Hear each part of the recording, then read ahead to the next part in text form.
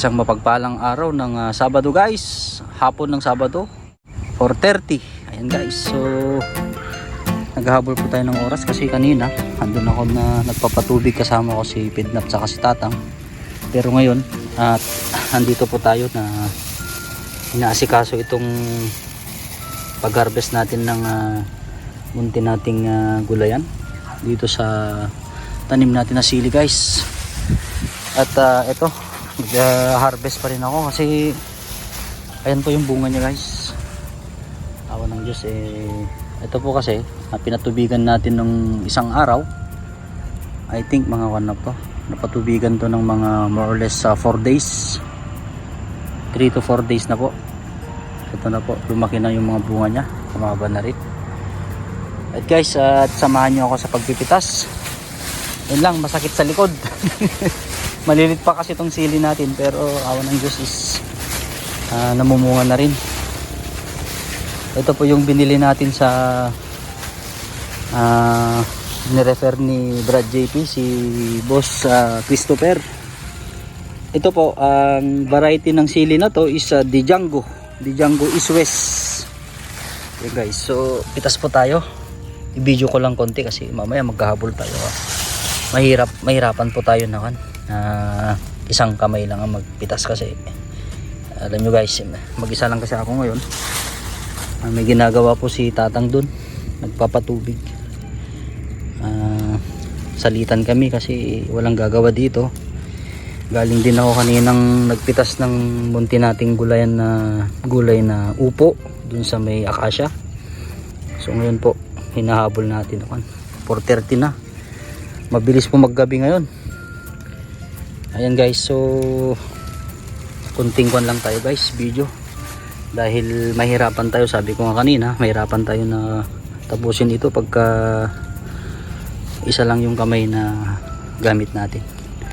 Dahil nagbibideo yung isang kamay natin, naghawak ng cellphone. Ito po, at blessing, thank you Lord kasi sisimulan na tayong mag-harvest ng munti nating gulayan. Ayan po yung talong natin na Calixto naman yan, Calixto F1 na East West din po. So mahilig po tayo sa East West. Tapos dito sa kabila, andyan po yung kasama ng talong na nahuhuli. Tapos dun sa ginagawa natin ng trellis, yung kamatis. Yan po siya. So guys, at ang mainam po dito, kung maalala nyo po yung isang video natin noon na para masustain natin yung expenses natin sa farming, magtanim po tayo ng gulay. Yun po yung isa sa mga advice din po ng mga matagal na pong nagpa-farming. Maganda pong magtanim tayo ng gulay kahit sabi natin mga medyo hektarya, magsimula tayo or 1/4. Kung maluwang po yung kanyo po, yung farm nyo, wag nyo pong tamnan ng mais lahat. Magtanim din po kayo ng gulay kasi meron kasi kami dito na kababayan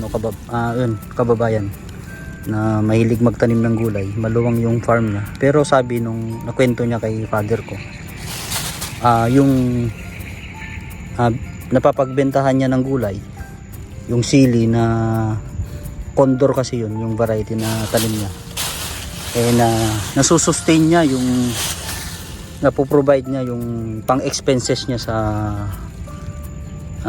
sa pagpa-farm niya or mga inputs niya. So yun po, nagkaroon po kami ng idea. Ito nga po, awa ng Diyos, nakakatulong na po.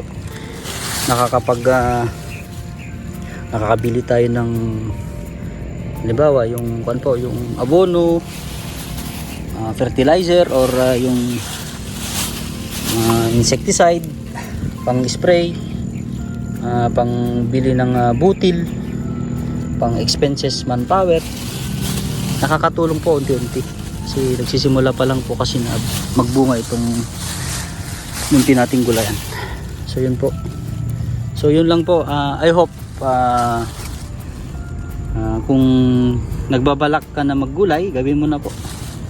Huwag na pong patumpik-tumpik kasi believe me,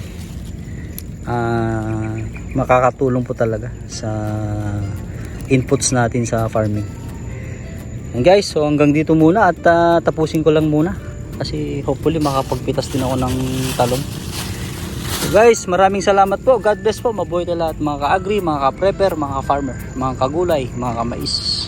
Salamat po. See you sa ating next video.